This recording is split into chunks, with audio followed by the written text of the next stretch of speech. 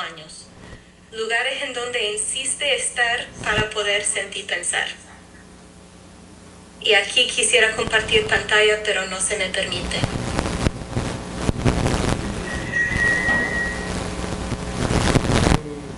Estamos viendo eso, ¿no?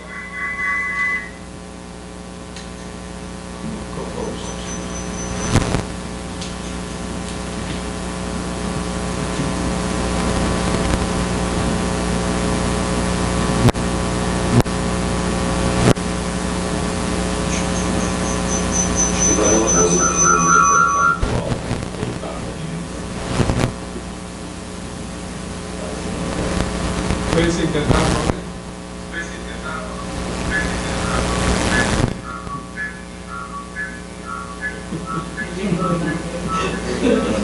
Queda poner una guía, es la microfonía,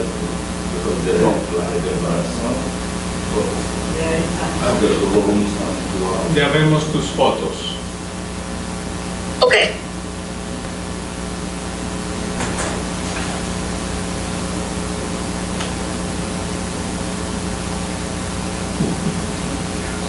Adelante.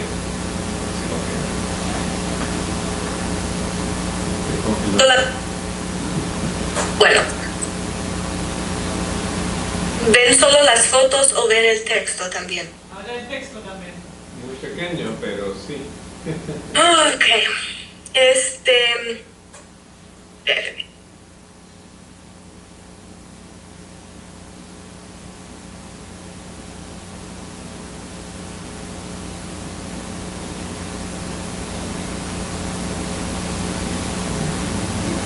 ¿Oye? Vemos las fotos, Lauren. Ok. Bueno, inicio con esta. No todo director de tesis llega al campo de sus estudiantes para acompañarles. Carlos sí. Aquí lo encontramos participando en una dinámica de presentación entre las SEPs de El Salvador, que se han reunido para cerrar un proceso de investigación participativa acerca de sus celebraciones litúrgicas. El sacerdote en jeans y blue jeans, escuchando a un joven compartir su postura. Otra vez la escuchan. Masacre de la Quesera, desde la Guerra Civil de El Salvador, en que una población civil entera fue masacrada por el ejército. Escucha a las y los sobrevivientes, documenta su testimonio, toma su tiempo para llegar a este sitio, parado en la parte de atrás de un pickup, un viaje de más de 1 hora. La foto que no va aquí es la del viaje de regreso, en que nos agarró la lluvia de la tarde y llegamos a casa totalmente empapados.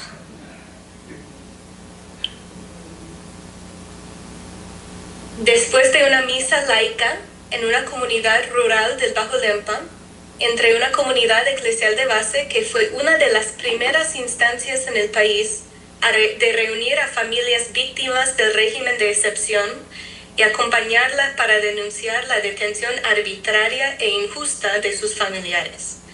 No sé si lo notan en la foto, pero hace un calor también opresor. El día ha sido largo, los zancudos atacan y allí sigue. Antes del inicio de una conferencia de teología, un paseo opcional por el Instituto Electa Quinny en la Universidad de Wisconsin en Milwaukee. El hombre que está a pie, Tortuga, cuenta sus historias y cómo se siente al vivir desde su identidad indígena en una ciudad estadounidense. Una visita a la comunidad de Mezcala en las orillas del lago de Chapala en Jalisco, México. El compañero cuenta cómo defienden su territorio, cómo cuidan el agua y cómo luchan para que el Estado los reconozca como pueblo originario. Carlos insiste en que el arte tiene su papel dentro de las resistencias y reexistencias de los movimientos sociales y sus aliados.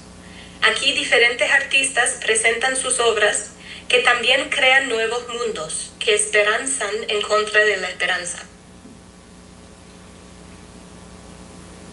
Participa en el rito de las 1000 flores con las Madres Buscadoras de México. Traen presentes a sus seres queridos sin importar los límites de la muerte, de la desaparición forzada. Ahí hay mucho por escuchar y aprender. En abril de 2024, después de muchos años de planificación, logró coordinar que un grupo visitara Pine Ridge, tierras cuidadas soberanamente por el pueblo Lakota. No sé por qué mis fotos de esta visita casi no son de seres humanos, pero es cierto que pasamos escuchando a los ancestros, a Nicholas Black Elk, a los búfalo, a los mismos cerros que son parte de la vida Lakota.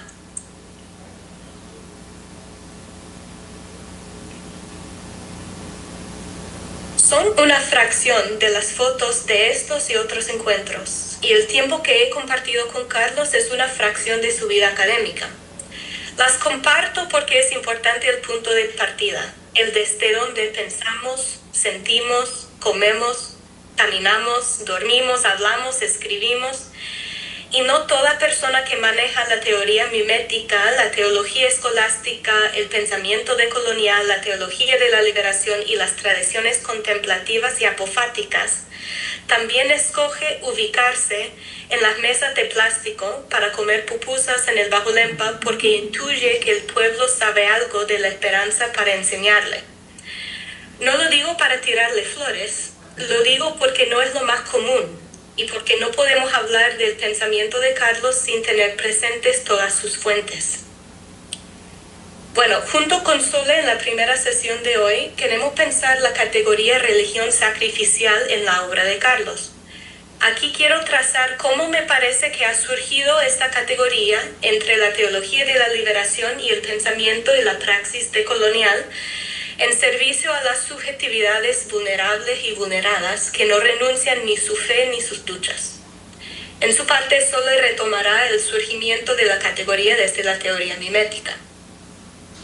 La obra de Carlos da permiso para confiar en las intuiciones y tradiciones sapienciales, espirituales de nuestros pueblos y nuestras luchas por la vida, aunque la religiosidad ha sido utilizada devastadoramente por el proyecto moderno colonial. Este permiso que da es importante y da gozo, da alegría por dos razones. Uno, reivindica las intuiciones de nuestros pueblos, de nuestros espíritus, de que la humanidad y toda la creación podemos confiar en nuestra inclinación a la trascendencia. No nos hemos hecho del total inconfiables por el papel del cristianismo en la colonialidad. Hay otras espiritualidades y saberes posibles. 2. No tenemos que rechazar el espíritu para tomar en serio y resistir profundamente los proyectos de muerte que van matando la vida. De hecho, algunos de los testigos más confiables a la esperanza contra toda esperanza son personas profundamente espirituales, en íntima relación con la trascendencia, con el más allá e incluso con la tradición cristiana.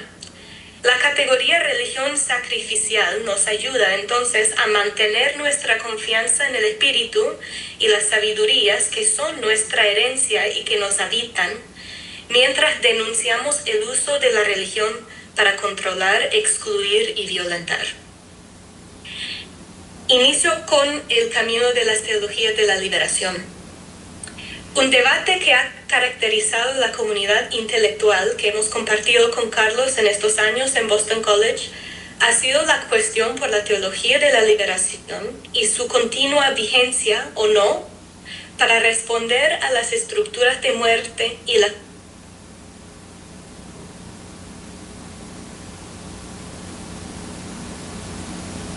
de los antiguos filósofos griegos entre el personaje de Carlos y su antagonista. Llamémosle Neto. Aquí quiero darte... Un colega salvadoreño en Boston College, Ernesto Valiente. Aquí quiero darle razón al antagonista, que argumentaría que hay un antes y un después de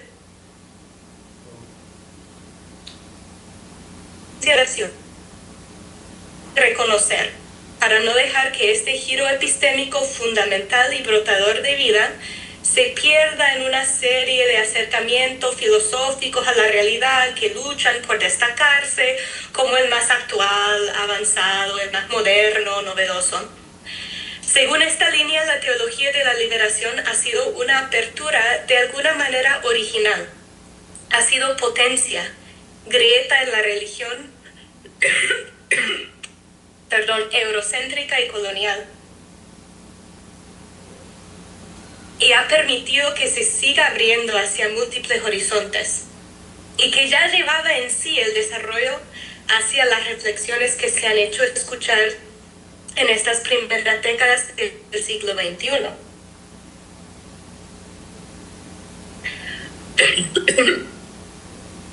Ya que estos diálogos griegos se solían escribir por los estudiantes de los personajes representados, de Sócrates, de Platón, de Aristóteles, me atrevo a poner en la boca de Carlos algunas palabras con la ayuda de la comunidad suya que hizo una guía pedagógica para leer su obra. Voy a citar un poco largo. A mediados del siglo XX, las teologías estaban colonizadas por formas de liderazgo y de empoderamiento patriarcal, clerical y homófobo, anudadas al control y sustitución de la agencia colectiva vía la representación de aquellos que no tienen voz. Al interior de esta crítica se inscribe la propuesta teológica de Carlos, el cambio de lugar de enunciación desde una perspectiva mucho más horizontal y diversa, asumiendo el reconocimiento de las propias contradicciones, de las propias heridas.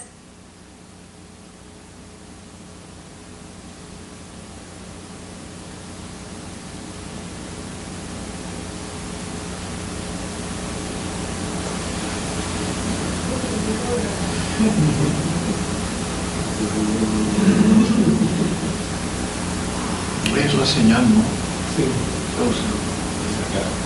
Sí. A veces, ay no. Compartir internet de algún teléfono. Eso es lo que seguro. Tiene un 5G, o sea, claro. Quiebre fue para Carlos algo tan brusco. Tiene varios escritos en los que cuenta el desarrollo de su pensamiento con la teología de la liberación como primer punto, lo suyo como una segunda o tercera ola o generación de ella. Dejarla tan corta no reconoce ni la ambigüedad ni la diversidad interna de la teología ni de la propuesta de Carlos, que sí ha crecido, a mi juicio, desde una fidelidad al espíritu de la teología de la liberación y la misma libertad epistémica que ésta quizás la soñó sin poderla articular despierta. Primero terminemos de articular el argumento por el quiebre. Consideremos la ambigüedad de la teología de la liberación en cuanto a su apertura fundamental hacia todas subjetividades vulnerables y vulneradas. Aquí voy a traer presente los documentos de las conferencias generales del Consejo Episcopal Latinoamericano, el CELAM, en Medellín y en Puebla.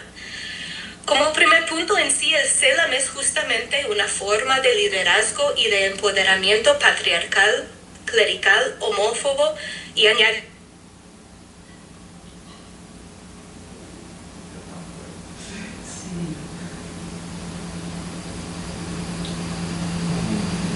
intencionado o no, por los pueblos originarios y afrodiaspóricos. El documento de Medellín habla de grupos étnicos semipaganizados, así como de expresiones deformadas y mezcladas en cierta medida con un patrimonio religioso ancestral, donde la tradición ejerce un poder casi tiránico. Es importante subrayar aquí que los pueblos originarios y grupos afrodiaspóricos fueron organizados por una iglesia católica que los tachó de paganos. Antes de la llegada de los europeos con su poder casi tiránico por conquistar e imponer el cristianismo, estos pueblos vivían su humanidad según sus patrimonios ancestrales de sabidurías milenarias. En Puebla se mantuvo un prejuicio en favor de la idea del mestizaje y de la asimilación. Tomemos, por ejemplo, las descripciones de la diversidad cultural y la historia de culturas. Dice Puebla, cito, América Latina tiene su origen en el encuentro de la raza hispana lusitana con las culturas precolombinas y las africanas. El mestizaje racial y cultural ha marcado fundamentalmente este proceso y su dinámica indica que lo seguirá marcando en el futuro.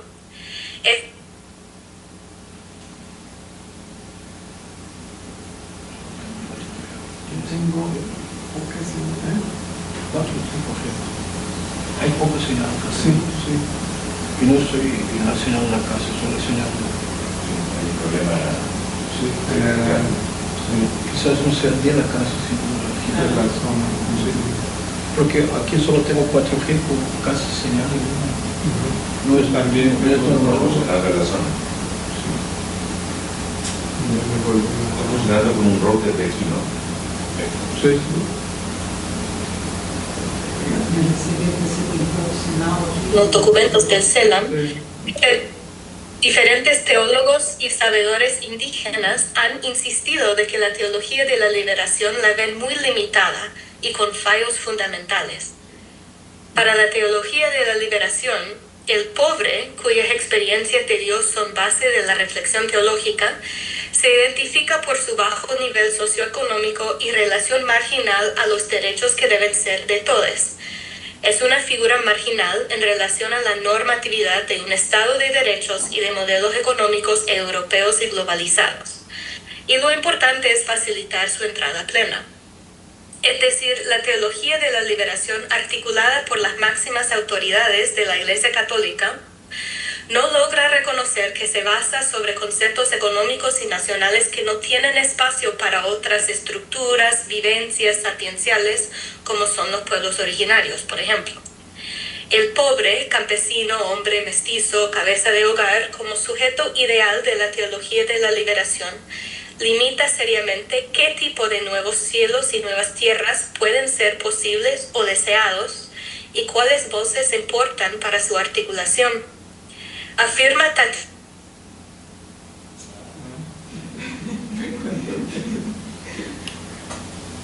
TikTokado. Sí, en serio. Creo que el planteamiento de eventuales similitudes es un planteamiento irreal. Es decir, que la reflexión sobre la fe de raíces precolombinas no tiene nada que ver con la sistematización teológica que se hace en un tercer momento en América Latina. No hay punto de contacto. Cierro. Aquí escuchamos una fuerte declaración de que la teología que tomara en serio la subjetividad colectiva, vulnerable y vulnerada de los pueblos originarios del continente sería descontinuo con la teología de la liberación. Sin embargo, no creo que este tampoco sea toda la historia. La teología de la liberación es también internamente diversa y a lo largo de su evolución ha vivido diferentes desafíos y quiebres, o siguiendo su espíritu de apertura epistémica o rigiéndose por una fidelidad a la autoridad eclesial y las fuentes tradicionalmente cristianas, por ahí las conferencias generales del CELAM. Pero hay voces más allá del magisterio episcopal que también hablan por esta teología. Podemos tomar como ejemplo a Juan Luis II y su libro La liberación de la teología del 1975. Ahí II insiste en que el despertar hacia el compromiso a la liberación que ha producido esta teología, cito, ha redescubierto un aspecto esencial de la teología cristiana y se posiciona para criticar seriamente la teología académica. La teología de Jesús deriva su teología desde la apertura del corazón humano a los problemas más urgentes del ser humano. Cierro. Aquí II destaca el conflicto entre una teología académica, y aquí añadiría eclesiástica, que se rige por criterios que no son los de Jesús. Si hay una nueva forma de teología que despierta hacia el compromiso con la liberación y que deriva su reflexión desde la profundidad de capacidad compasiva del corazón, esta tendrá criterios a la vez más amplios y más profundos de los límites académicos o eclesiásticos. Lo que hace II, temprano, es señalar la división posterior dentro de la teología de la liberación por definir el criterio primordial. Un episodio de esta división que demuestra este conflicto interno es el desacuerdo entre Leonardo y Clovis Boff. No lo voy a recapitular todo para un coloquio con brasileiras y brasileiros que lo conocen mejor que mí, pero era un desacuerdo justo por estos criterios. Por su parte, Clovis Boff empieza con... Siempre cuando llega una crítica interesante, qué horror, qué Yo creo horrible, que hay ¿no? censura en el Ya hay interpretación. Siempre cuando llega a un punto interesante, una crítica fuerte, coge. Sí, Es Elon Musk. es el horror. Es Elon Musk. Pero en este caso Elon Musk está protegiendo la teología de la liberación. Sería un buen Elon Musk, ¿verdad? Eso es crítica más Ay, no. eso es crítica de tema más violento. Pero creo que el problema no es de la cárcel, es la razón. Porque lo ¿Tienen que una universidad cerca aquí? Las universidades absorben mucho, tienen no, hay alguna empresa que está chupando todo el Que luego sí, absorbe toda la los datos, ¿no? El flujo de datos. no está bueno. Yo tengo 3G, normalmente 5G. Tengo 2 líneas, pero tengo 3. Yo se me Ah, acuerdo, 5G. Yo tenía ¿y si hicieron una conexión desde nuestro celular? Sí, montaron una conexión ahí. Eso es lo que estamos O sea, no, pero no digo allá para compartir, sino del ser mismo. Sí, del celular ahí. Pero con el wifi de aquí o fuera del wifi. Fuera de la Fuera del wifi de aquí, claro. Sí, Sí, sí, está bien. allá. En fin, la frase teología de la Voy liberación. a unirme a la sesión. En fin, la frase teología de la liberación no significa hoy lo que significó en el 1968, en el 75 o en el 2007. Si los Boff estaban de acuerdo, porque la reflexión teológica evolucionó, o porque al vivirla se descubrieron unos límites que había que decidir cómo abordarlos. Lo que se ha dado son diferentes interpretaciones de su primer despertar. Están conectados alrededor del combo. Solo wifi aquí, sí. La wifi del wifi de aquí también. ¿Dónde está el router de acá, la pantalla, hasta ahí?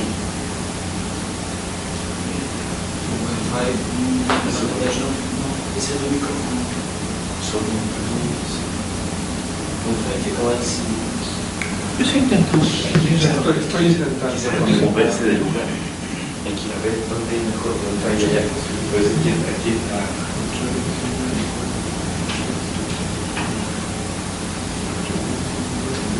Sí, esto es puro.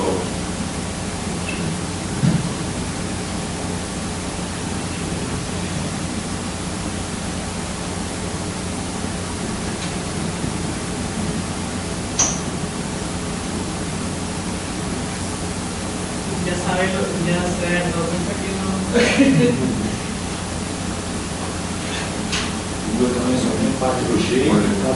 Cadê o router? O router Está arriba. Cosa que a gente tentasse No, no hay ni siquiera espacio. Pero es que ayer se fue perfecto. Entonces no es el problema de la... Ya alguien oyó la Como dices, de la zona. Yo creo que el problema de la zona, eso ocurre a veces acá en Botafogo. Y sí intentamos hacer De la algo. historia, que en palabras de Walter Benjamin sigue apilando escombros sobre escombros. Complemento esencial y no alternativo también. Ya estoy aquí. Lorel, un segundo. Voy a... Estamos aquí en mi celular. Entonces... ¿Puedes hablar? Sí, pero hay un eco. está con eso.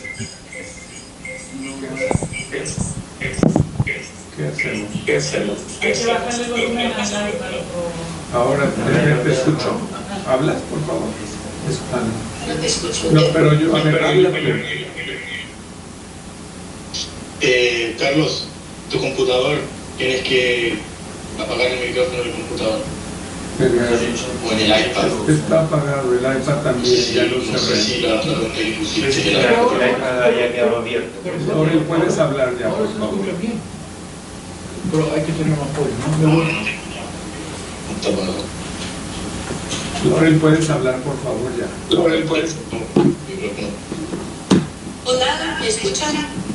Sí. Me voy por más bien. Carlos, estás en la llamada, no tienes que apagar el Está apagado el micrófono.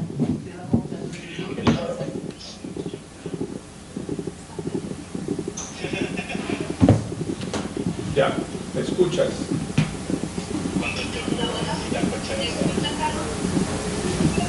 Te escuchamos, adelante. ¿Desde dónde? ¿Qué fue lo último que...? Estabas con Walter Benjamin. Ah, Walter Benjamin.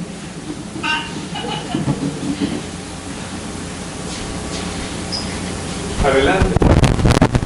Vaya, voy. La de es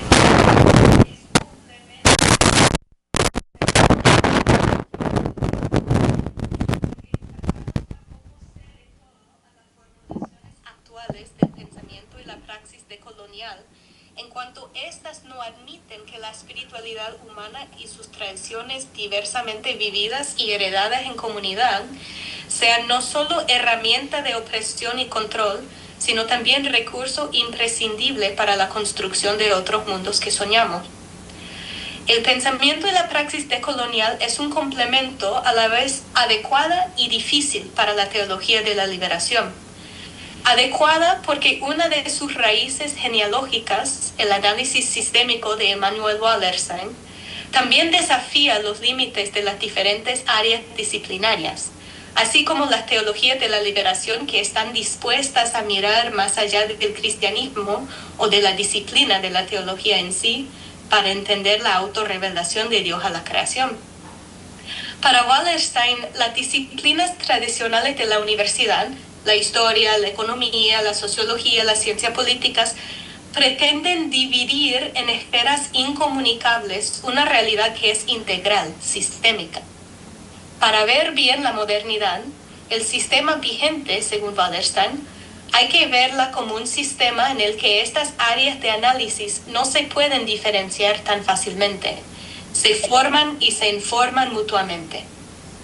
Aníbal Quijano, recibiendo a Wallerstein desde América Latina, identifica que lo que Wallerstein llama modernidad es para él y los pueblos de nuestro continente colonialidad. Su análisis sistémico de la modernidad-colonialidad lleva a Quijano a describir una matriz colonial de poder, en que los controles de la economía, de la autoridad, de la subjetividad y del género y la sexualidad se forman y se informan para empoderar un sistema que se postula y se impone como realidad.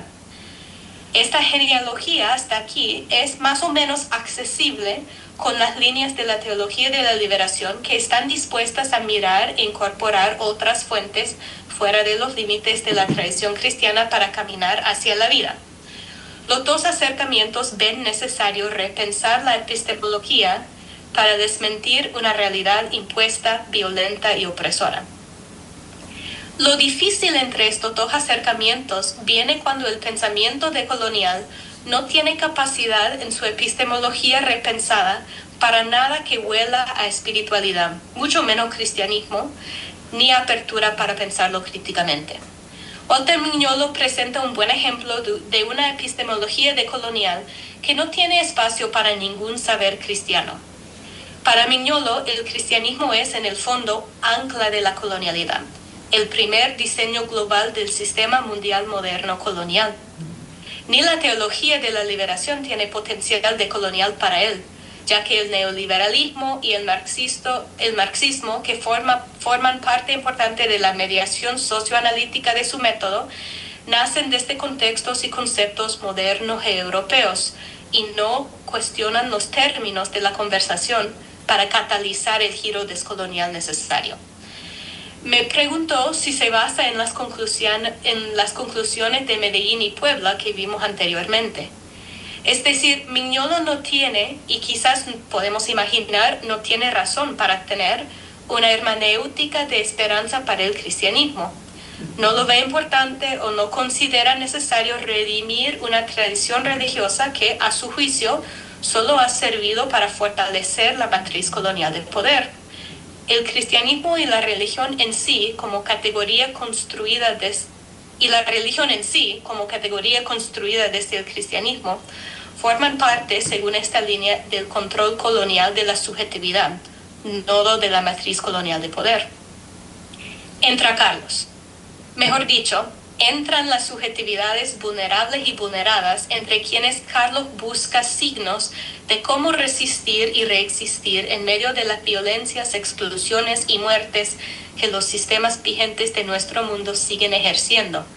Las madres buscadoras de México, los pueblos de Mezcala, los Anishinaabe de Milwaukee, los Lakota de Pine Ridge, los masacrados y desaparecidos y sus familias, las comunidades eclesiales que insisten en acompañar desde su fe, y los y las artistas que recogen y expresan estas experiencias. Para todos estos colectivos hay hebras cristianas en el tejido de saberes, seres y poderes decoloniales que les ayuda a resistir y reexistir frente a la matriz colonial de poder. Y no por eso me puedo permitir sentir obligada a tacharlos como engañados, ignorantes o lavados del cerebro. Así como en el acercamiento crítico a la teología de la liberación, se mantiene el criterio último de la vida en el análisis del pensamiento y praxis decolonial. Cuando Carlos pregunta cómo y dónde acontece la redención hoy y aquí, el criterio es la vida. ¿Dónde, dice, vemos posibilidad de que la vida triunfe sobre la muerte? La fuente donde pesca respuesta es la apertura del corazón humano a los problemas más urgentes de nuestro mundo. Obvio que por ahí iba el Nazareno, hijo de su Abba, uno de los Tzedakim, las personas justas de la historia. No van ahí todos y todas sus seguidores, y sus acciones en nombre de Jesucristo a lo largo del tiempo construyen estructuras de interpretación y dogma que sí matan. Por eso necesitamos estas dos raíces, la teología de la liberación y la descolonialidad, para no quedarnos con una teología que no tiene como criterio la vida y para no quedar con una praxis decolonial que no sabe beber del espíritu. Por eso la categoría religión sacrificial. Carlos la imagina como otro nodo aparte de la matriz colonial de poder, que dice controlar el espíritu. La religión sacrificial nombra y representa cómo la colonialidad dice controlar la religión, la fe de los pueblos, el cristianismo. Y es importante ubicarlo así como nodo propio del control colonial, porque invita a una decolonialidad que es su inverso, que sabe recurrir por el bien de la vida a las tradiciones sapienciales y espirituales de la humanidad, y que sabe que este recurso, ese descontrol del espíritu, esta fuerza, viene desde más allá de nuestra subjetividad o razón o estrategias o perspectiva. Viene en sueños, viene en gritos sacados desde una interioridad que no conocíamos, viene desde adentro de una semilla que brota, viene cuando no se le espera, viene en el cumpleaños del hijo desaparecido cuando las compañeras son las únicas que cantan las mañanitas contigo, viene cuando se cierra la puerta del INIPI o del Temazcal, viene por GoFundMe para una familia en Gaza que no tiene para comprar Levna. Viene en medio de una reunión cuando la policía ha prohibido reunirse. No lo hacemos, no es nuestro. Nos hace, somos de ella. Nos acompaña en nuestras resistencias y reexistencias.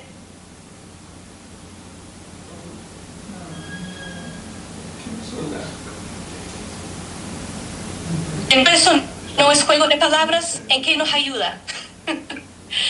Entender el problema de la religión.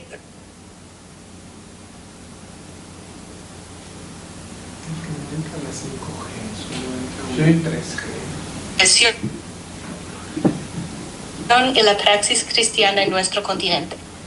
Muchas veces en espacios cristianos progresistas se suele hablar de la iglesia institución y la iglesia popular. Esta distinción radica en una recepción de la eclesiología del Vaticano II a través del CELAM, que propone como metáfora eclesial primordial pueblo de Dios, y que enfatiza la unidad y sacerdocio común de toda persona bautizada.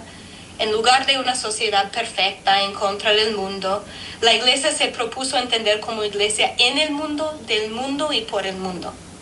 Cuando se dice iglesia institución, iglesia popular, muchas veces se quiere referir a este cambio, a este movimiento. Pero el lenguaje es impreciso y muchas veces puede esconder qué está en juego. Primero sabemos que hay iglesia institución, o quizás mejor dicho, jerárquica o clerical, entre el pueblo.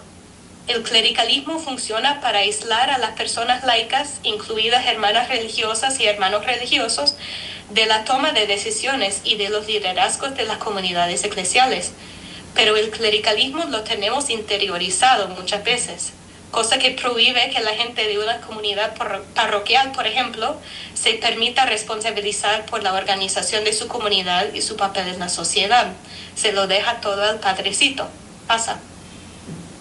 Segundo, algo parecido al análisis sistémico de Wallerstein, mantener aisladas las diferentes hermenéuticas críticas a la tradición cristiana, clericalismo, el sexismo, homofobia, controles jerárquicos de la autoridad, etc., no nos permite ver que estos se forman y se informan mutuamente.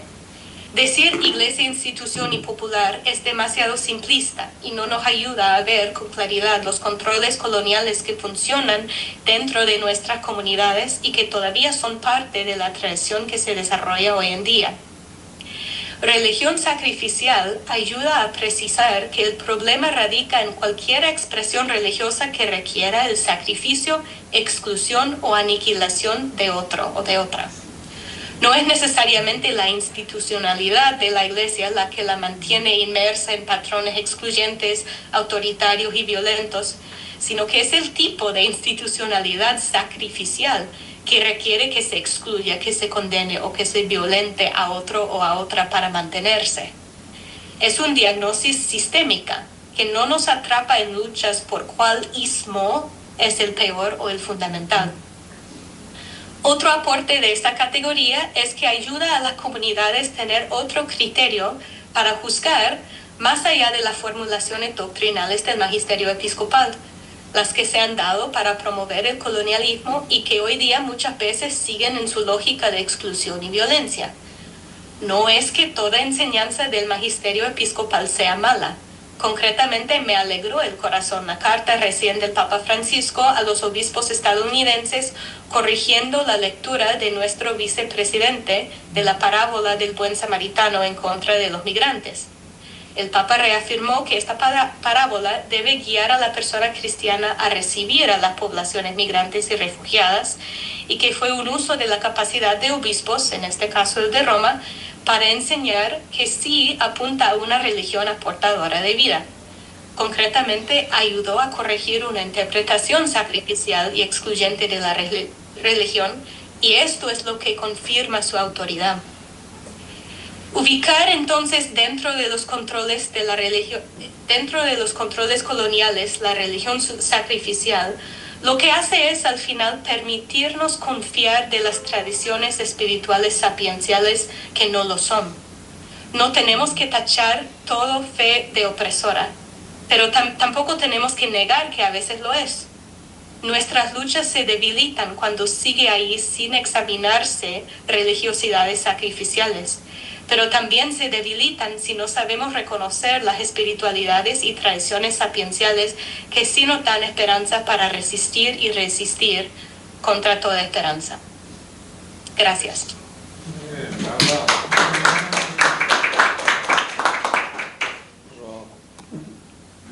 Vamos a activar. Ahí está activada la cámara, ¿verdad? ¿Nos puedes ver? Estamos usando... Sí, los veo. Buenos días, gracias. Logramos cruzar océanos y tiempos y países, aunque sea poquito.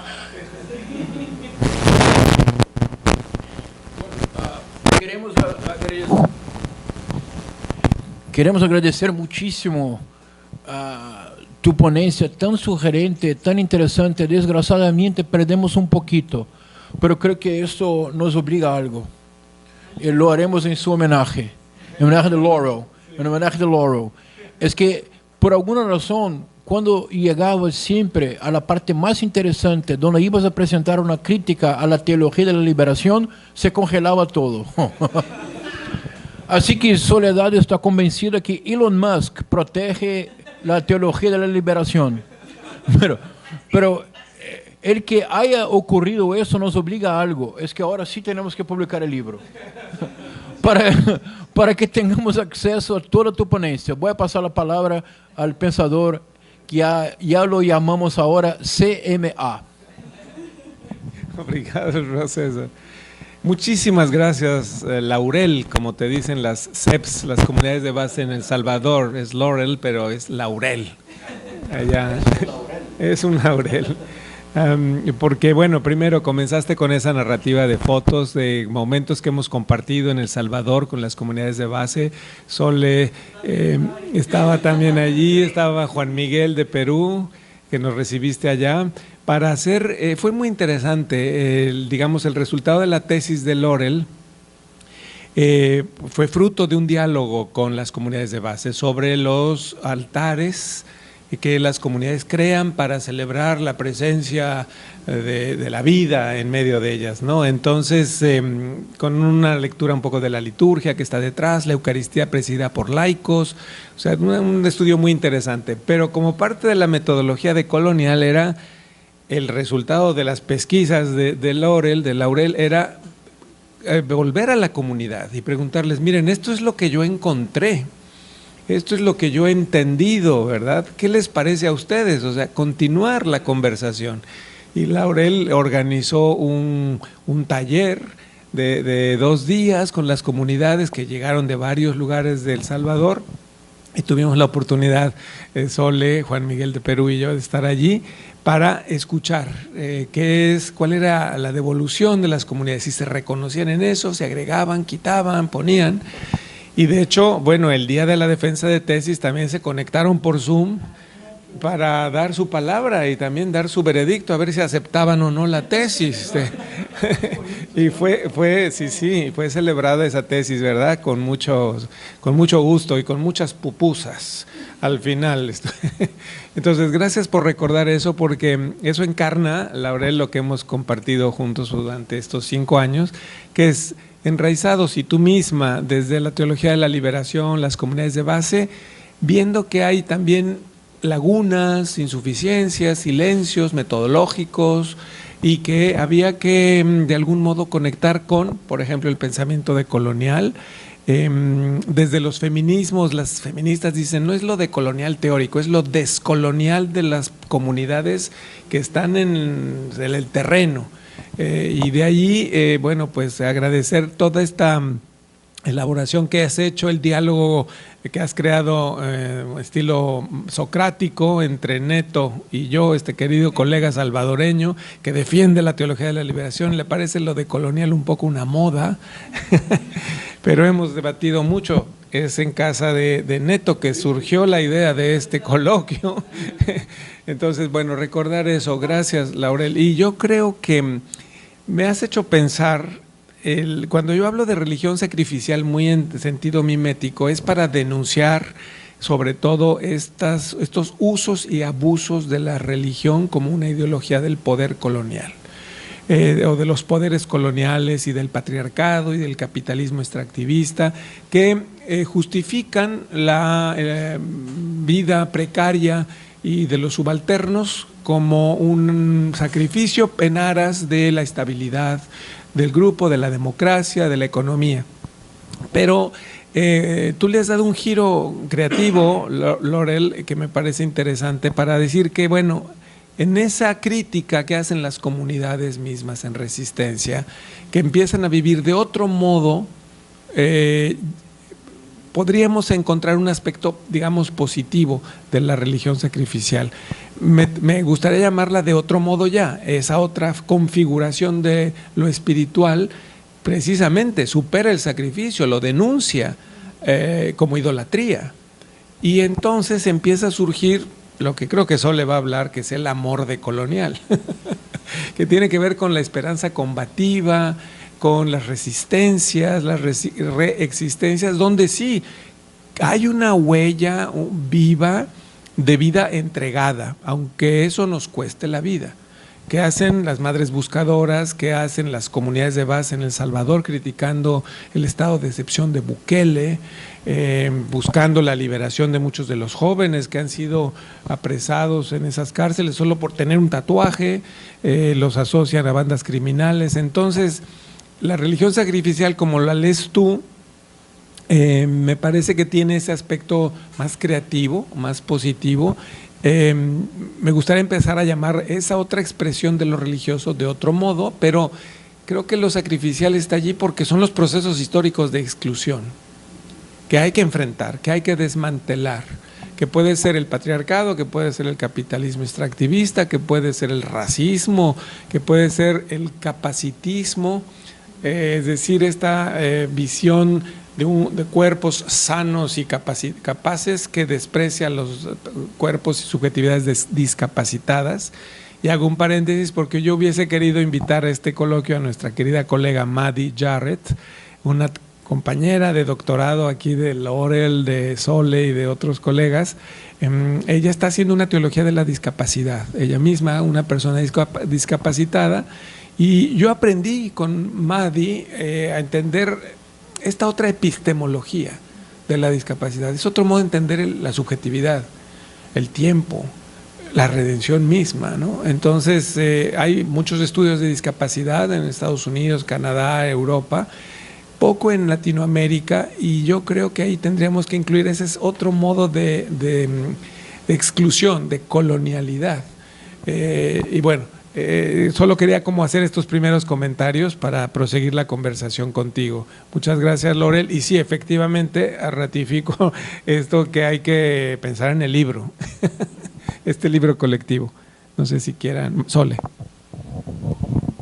Quizá el nombre, porque lo de Laurel es que ella contrapone religión sacrificial a tradiciones sapienciales. Creo que eso es un giro fundamental, y recuperar lo sapiencial también del cristianismo, que es un poco también lo que desde las teologías feministas se ha hecho con mucha fuerza, ¿no? El tema de recuperar la imagen de la Rúa divina, por ejemplo, de encontrar otras maneras de nombrar a Dios que no sean solamente el Padre, y el Padre que sacrifica a su Hijo, ¿no? Entonces, y lo sapiencial tiene esa quizás como flexibilidad de que donde tú encuentras sabiduría la tomas, ¿no? Si viene de un profesor de teología de la Universidad de Boston o si viene de una mujer en una comunidad de base, si hay sabiduría, se apropia, ¿no? Se comparte, se dialoga, tiene menos fronteras quizás. Así es que, nada, pues que ahí, gracias Laurel por tu intervención. También creo que el trabajo que hiciste de crítico de la teología de la liberación es importantísimo. Es importantísimo porque es un marco que, claro, que abrió muchos caminos, pero que también, si no mantenemos ese espíritu de apertura, nos empieza a constreñir. Eso.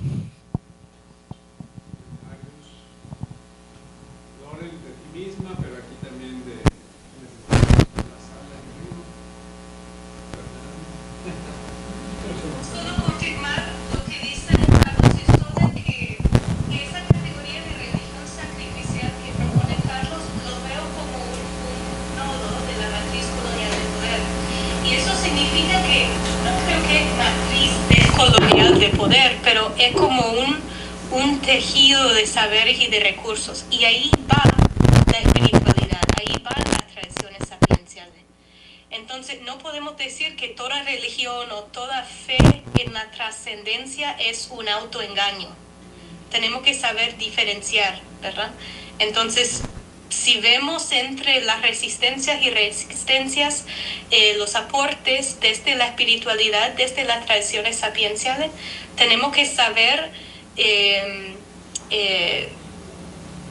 nombrar qué es lo que va mal y qué es lo que hay que rescatar. Y creo que lo que dijo Sole acerca de la sabiduría, esté donde esté, encontrémoslo donde lo encontremos, es eso.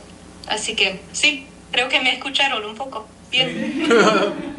Laura, solo una pregunta para escucharte más. Es que como te dije, cuando empezaste a hacer unas críticas muy sugerentes a la teología de la liberación, tu voz y tu imagen se congelaron. Yo estoy seguro que Carlos y Sol ya saben exactamente lo que vas a decir, pero nosotros no.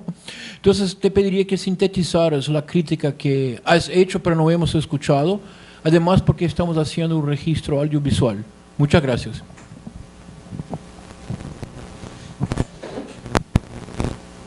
Me pide que lo resume. Sí, Exacto. por favor, si puedes. ¿Era la parte del Selam o era otra parte? Nos quedamos en Clodovis y Leonardo, ¿no? Sí, la disputa de Clodovis de Leonardo. Entre los BOF. Sí. Sí. Pero ustedes han de saber esa parte mejor que mí. Pero igual queremos saber tu opinión.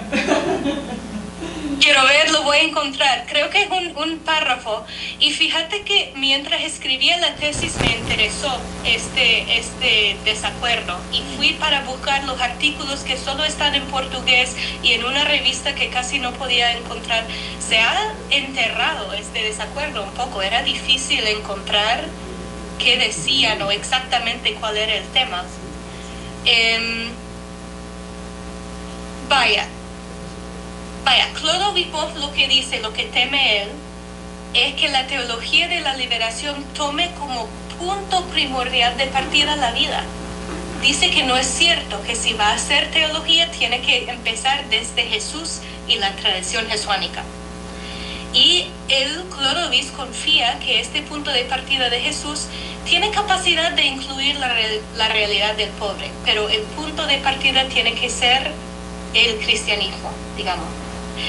Y Leonardo mantiene que el punto de partida tiene que ser escuchar a los pobres, tiene que ser el lugar teológico de los pobres y de la vida de los pobres, y que la fe, y él confía que la fe es capaz de abrazar y recibir lo que sea que digan los pobres, que no hay una amenaza en empezar desde la pobreza, desde la vida de los pobres. Y Leonardo le dice a Clodovis que le hace falta una encarnación real, que no conocemos a Jesús si no es por un hombre nazareno del primer siglo de Palestina, que hay que empezar por la realidad, que hay que empezar por lo concreto de la vida para saber quién es Jesús, quién es el que habla. Que no hay ninguna teoría cristiana, digamos, que no tenga carne. Entonces empezar con los seres vivos hoy en día. Y creo que Leonardo después se amplía su visión para incluir toda la creación, que empezar por ahí es donde empezó Dios. Entonces para seguirlo hay que empezar por ahí. Dice que a Clodovis le hace falta una teología de la encarnación, que tome en serio que Dios se hizo carne para comunicarse con nosotras. Y los que no confían en las culturas, no confían en que las culturas humanas son capaces de recibir el Evangelio. Pero eso fue la opción de Dios, entonces tiene que ser opción nuestra también. Por ahí va. Muchas gracias. Eso. Muchas gracias. Excelente, gracias. ¿Algo más? Aquí. Sí. No, que también se escuchó en partes cuando hablaste del Selam y hablaste de Medellín y de Puebla y de cómo muestra al mundo afro y al mundo indígena, ¿no? Y cómo eso muestra una limitación. Entonces quizás esa parte quizás si puedes como volver a elaborarla un poquito. Sí. Rapidito, en Medellín y en Puebla se mantiene una imagen de una sociedad ideal en base a un estado de derechos y modelos económicos eurocéntricos. Y dicen, incluso en la sección acerca de la educación en Medellín, dice que los que no pueden leer deben estar incorporados a la sociedad mestiza, no sé qué. O sea, no hay es otro mundo posible, no son otros mundos posibles. Perdemos eso en los documentos del CELAM. Y en el trayecto de las conferencias generales del CELAM, desde la teología de la liberación, Santo Domingo es un nada, Santo Domingo es un retroceso, Santo Domingo perdió el hilo y todo, pero a la vez Santo Domingo es la primera vez que las voces indígenas tienen lugar.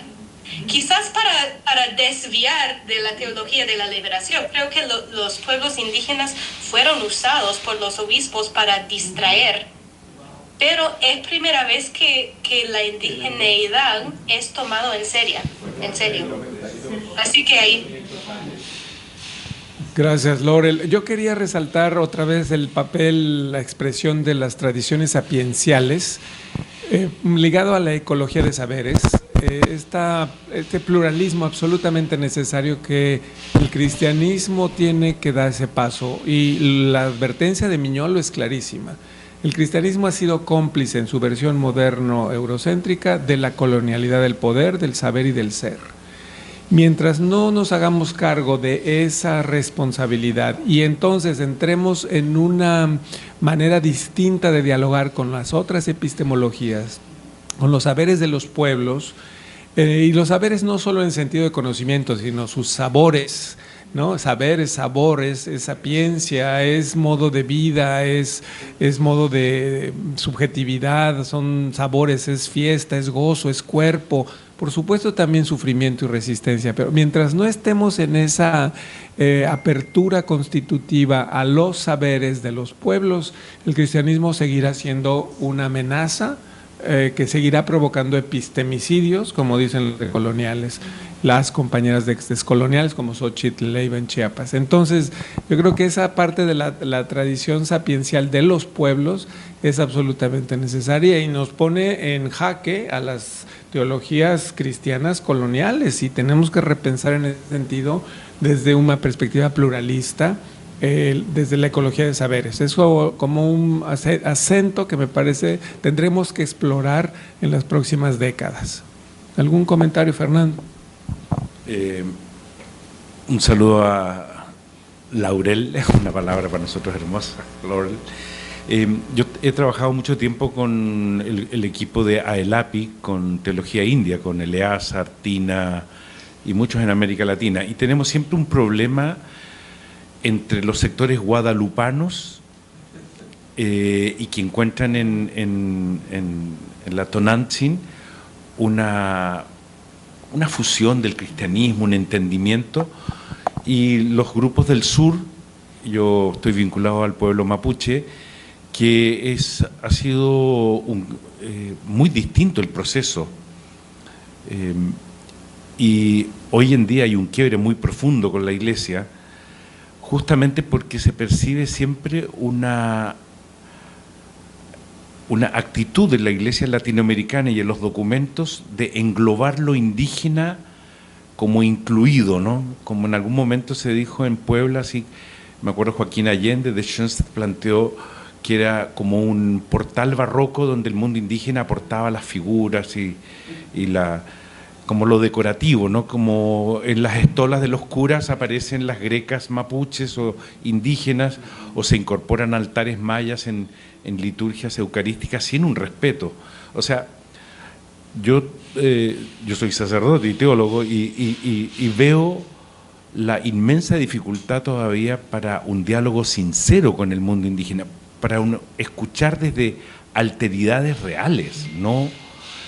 En todo el trabajo que se ha hecho en teología india, y se lo he dicho a Eleazar a veces, y no ha sido fácil, estamos buscando como que lo válido de los indígenas es lo que calza, y como que se dice, ¿no ve que los indígenas también tienen al verbo y tienen estas verdades, pero están codificadas, pero es que tenemos problemas con las alteridades? O sea, decir, mira, realmente lo tuyo es distinto, es plural, no es lo mismo, no, es plural, es diverso, y tiene derecho a ser distinto y a desconcertarnos. Imagínense con todo el tema de Dios Madre Padre en Mapudungún, y sobre todo lo más grave es con el mundo de los espíritus, con el animismo, que se nos dice que somos animistas porque hay espíritus en toda la creación.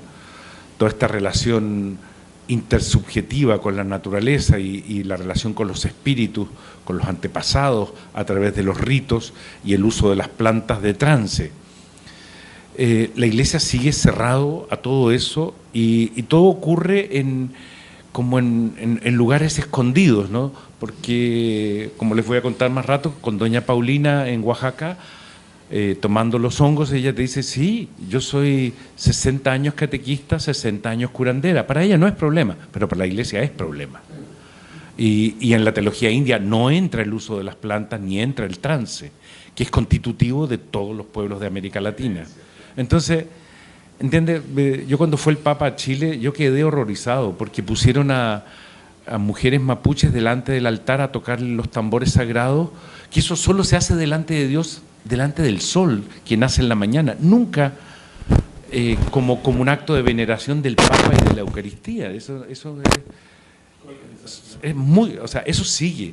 Y yo desde el mundo indígena, no siendo indígena, siento que no hay comprensión y que continúa. Y me parece muy importante con qué herramientas nos acercamos o con qué apertura nos acercamos a cuando el mundo indígena se atreve a contarnos su cosmovisión, contarnos su sabiduría, a transmitirnos, porque lo hacen, nos invitan, pero el pisoteo es muy fuerte. O sea, yo creo que la Iglesia Católica y evangélicas no han avanzado en ese punto, y esto es un tema que hay que seguir debatiendo. Así que muchísimas gracias. Comentarios, Laurel, para cerrar la sesión tal vez. Bueno, en cuanto a lo que dijo el compañero, me remite a cuando fuimos a Pine Ridge a visitar el pueblo de Lakota y hablaron de espiritualidades Lakota católico, o sea, que se sienten profundamente Lakota y profundamente parte de la Iglesia Católica, pero también hay grupos que rechazan lo católico y viven desde las tradiciones sapienciales Lakota. Y creo que estos dos vías ofrecen sabidurías diferentes. Lo Lakota católico es como un espejo para el cristiano, para ver lo diverso que puede ser su tradición, las diferentes interpretaciones de la historia de Jesús de Nazaret, y reta a la Iglesia a diversificarse en sus fuentes para interpretar la revelación. Pero el testimonio desde lo Lakota que rechaza lo católico da otro horizonte. O sea, nos dan información diferentes. Son mundos diferentes. Y igual, como ya dijo, para hablar de teología indígena no es suficiente, porque ¿de cuál pueblo? ¿De qué lugar? ¿Desde cuál tradición? Entonces eso, creo que va por ahí y lo veo reflejado también en muchas de las experiencias que hemos visitado con Carlos. Igual, sí, súper. Bueno, muchísimas gracias entonces, Laurel. Gracias a todos. Vamos a tener una pequeña pausa de 10 minutos hoy, 12 minutos. Y volvemos para escuchar a Soledad. Muchas gracias.